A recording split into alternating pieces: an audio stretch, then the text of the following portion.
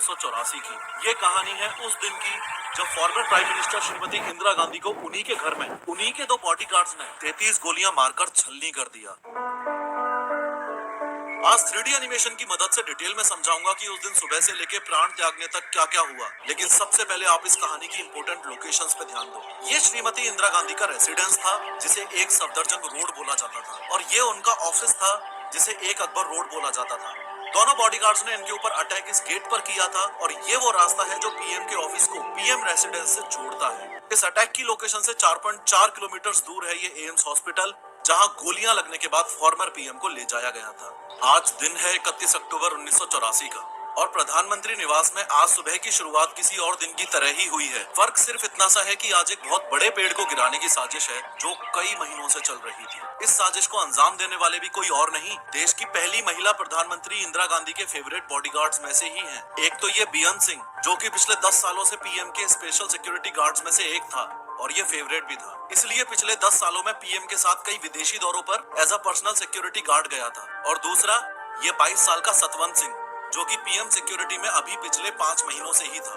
आज सुबह पीएम साहिबा रोज की तरह जल्दी उठ गयी, और आज उनका एक आयरिश टीवी के जर्नलिस्ट और एक्टर पीटर उस्तिनोव के साथ डॉक्यूमेंट्री के लिए इंटरव्यू शेड्यूल्ड है। इंटरव्यू सुबह 9:30 बजे शेड्यूल किया गया है, जो कि लगभग 1 घंटे चलना है। इंटरव्यू प्रधानमंत्री आवास से सटे इस एक अकबर रोड में होने वाला है। एक अकबर रोड उस समय इंदिरा गांधी का ऑफिस हुआ करता था, जो कि उनके आवास से इस एक बिना गेट वाले रास्ते से जुड़ा हुआ था। इंदिरा गांधी ने इंटरव्यू के लिए आज के दिन नारंगी कलर की साड़ी पहनी है, और घर से तैयार होकर सुबह 9:20 पर वो इंटरव्यू के लिए अपने ऑफिस की ओर लंबे लंबे कदमों से चल पड़ी है। गोलियां चलने से कुछ समय पहले इस वक्त उनके साथ कुछ लोग और चल रहे हैं। उनके अपने personal secretary R K. Dhawan, personal security officer Rameshwar Dayal, पुश्तैनी नौकर नाथुराम, और उनको धूप से बचाने के लिए छतरी पकड़ के चलते हुए कांस्टेबल नारायण सिंह। अनफॉर्चुनेटली आज के दिन फॉर्मर पीएम ने बुलेट प्रूफ जैकेट भी नहीं पहनी है, ये सोचकर कि घर से 50 मीटर दूर ही तो जाना है, और यहाँ सब लोग अपने ही हैं, तो अपनों से कैसा खतरा। इस बीच एक सर्वेंट एक टी सेट लेकर सामने से गुजरा, जिसमें उस्तिनोव को चाय सर्व की जानी है। पीएम उसे बुलाकर बोलती है,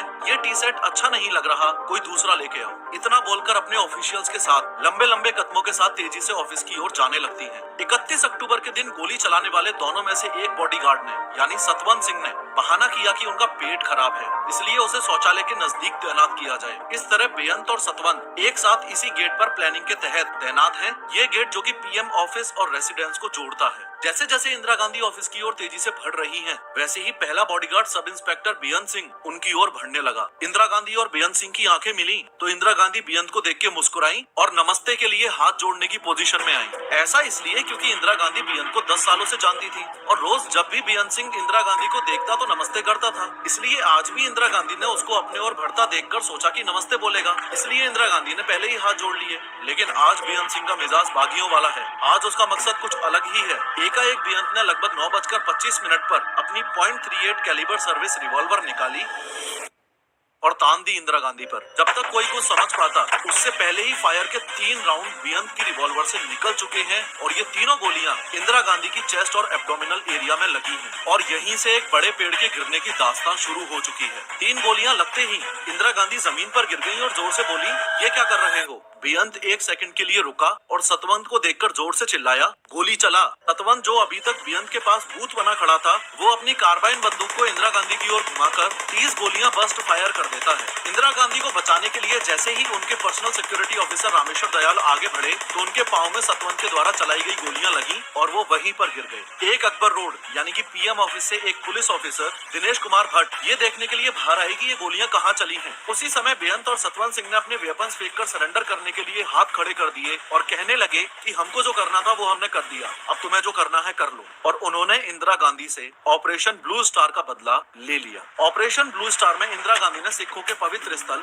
गोल्डन टेम्पल को कुछ अलगाववादियों से आर्मी ऑपरेशन के जरिए फ्री करवाया था। आर्मी ऑपरेशन की वजह से काफी सिख उनसे खफा थे। कांस्टेबल नारायण सिंह ने आगे कूदकर बेअंत सिंह को जमीन पर पटक लिया। पास के गार्ड रूम से आईटीबीपी के जवान दौड़ते हुए आए और उन्होंने सतवंत सिंह को भी अपने घेरे में ले लिया। टोटल 33 फायर किए गए हैं, जिसमें से 30 गोलियां इंदिरा गांधी को लगी और काफी गोलियां उनके शरीर को चीरकर निकल गई। इंदिरा गांधी के पर्सनल सेक्रेटरी आर.के. धवन ने होश संभाला और चिल्लाकर एम्बुलेंस लाने के लिए बोला, लेकिन कहते हैं ना, होली को कौन टाल सकता है। एक दिन पहले ही भुवनेश्वर में हुई इलेक्शन रैली के भाषण में इंदिरा गांधी ने कहा था कि चिंता नहीं है कि मैं जीवित रहूं या नहीं रहूं, मुझे चिंता नहीं है कि मैं जीवित रहूं या नहीं रहूं।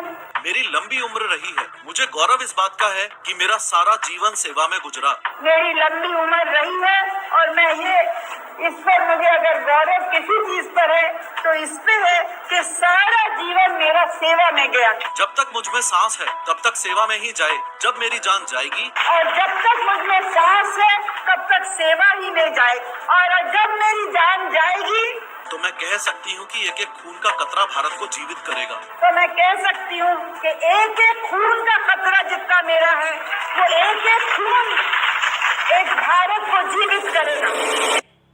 इंदिरा गांधी के कहे गए शब्द आज यानी 31 अक्टूबर 1984 को सच होते दिख रहे हैं। भारत की मिट्टी में वो अभी लहूलुहान पड़ी हैं। मानो समय रुक सा गया है और जो एम्बुलेंस लाने को बोला था वो अभी तक आई नहीं है। पीएम हाउस में हर समय एक एम्बुलेंस खड़ी रहती है, लेकिन आज के दिन उसका ड्राइवर वहाँ पर यानी कि पीएम आवास में ड्यूटी पर मौजूद नहीं है। यही सबसे पहला संकेत है कि आगे आने वाले घंटे इंदिरा गांधी के लिए बहुत ही मुश्किल भरे होने वाले हैं। गोलियों की आवाज सुनकर कांग्रेस लीडर माखनलाल फोतेदार इंदिरा गांधी के पास पहुंचे और एम्बुलेंस ना आते देख आर.के. धवन ने चिल्लाकर कोई भी कार निकालने के लिए कहा। इंदिरा गांधी को जमीन से आर.के. धवन और माखनलाल फोतेदार ने उठाकर सफेद एम्बेसडर कार की पिछली सीट पर रखा। आगे की सीट पर R K. Dhawan, Fotedar, security officer Dinesh Bhatt और ड्राइवर बैठे हैं। गोली की आवाज सुनकर सोनिया गांधी नंगे पांव ही गाड़ी की ओर दौड़ी। इंदिरा गांधी को इस हालत में देखकर वो उसी हाल में कार की पीछे वाली सीट पर बैठ गईं। उन्होंने खून से लथपथ इंदिरा गांधी का सिर अपनी गोद में लिया और कार बहुत तेजी से इनकी तरफ बढ़ी।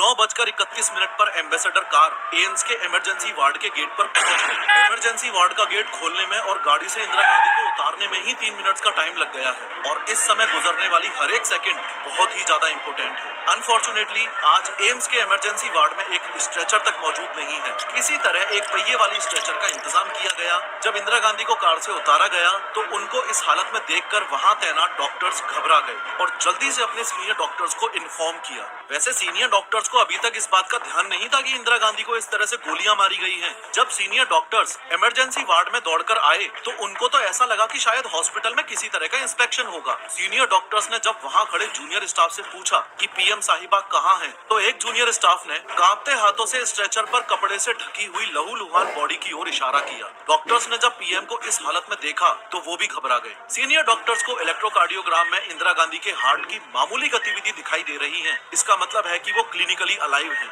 लेकिन नाड़ी में कोई धड़कन नहीं मिल रही है। उनकी आंखों की पुतलियां भी फैली हुई हैं, जो संकेत है कि उनके दिमाग को क्षति पहुंची है। फिर अगले कुछ घंटों तक फॉर्मर पीएम की जान बचाने के लिए देश के बेस्ट 20 डॉक्टर्स की टीम ने जी तोड़ मेहनत की। यहाँ तक कि खून को रोकने के लिए 88 बोतल्स ओ नेगेटिव ब्लड भी चढ़ाया गया। 4 घंटे की कड़ी कोशिश की बदौलत 7 गोलियां इंदिरा गांधी के शरीर से निकाल ली गई हैं और ब्लड फ्लो को भी रोक दिया गया है। लेकिन डॉक्टर्स को इंदिरा गांधी के सर्वाइवल के चांसेस ना के बराबर लग रहे हैं। ऑपरेशन थिएटर के बाहर सोनिया गांधी का रो राजीव गांधी, जो कि बंगाल में होने वाले इलेक्शन की रैलियों के लिए गए हुए हैं, उनको इस इंसिडेंट के बारे में जब इन्फॉर्म किया गया तो राजीव गांधी तुरंत दिल्ली के लिए निकल गए। साथ में उस टाइम के प्रेसिडेंट जेल सिंह, जो कि विदेश दौरे पर थे, वो भी इंदिरा गांधी पर हमले की खबर मिलते ही तुरंत इंडिया के लिए रवाना हो गए। आने वाला समय देश और इंदिरा गांधी के लिए बहुत ही मुश्किल भरा होने वाला है। इंदिरा गांधी के लिए इसलिए कि अब एम्स के बेस्ट डॉक्टर्स भी कुछ ही समय में अपने हाथ खड़े करने वाले हैं। हॉस्पिटल के 8th फ्लोर पर अब तक काफी कांग्रेस लीडर्स आ चुके हैं और सबको ये तो अनुमान हो गया है कि अब इंदिरा गांधी को बचा पाना मुश्किल है। इसलिए यहाँ इसी फ्लोर पर एक दूसरे रूम में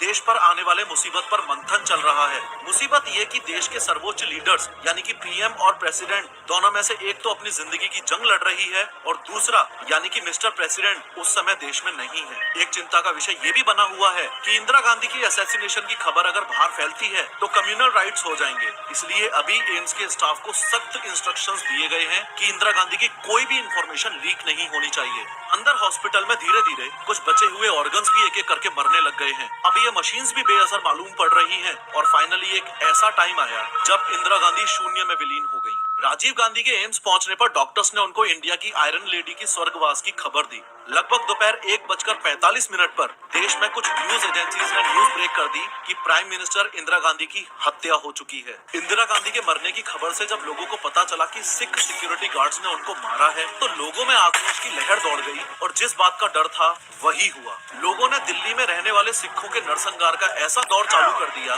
कि इसमें लगभग 8,000 से ज्यादा सिखों को मारा और जिंदा जला दिया गया। और ये दौर आने वाले 3 से 4 दिनों तक चला। लाखों सिख फैमिलीज ने डर के कारण विदेशों और दूसरे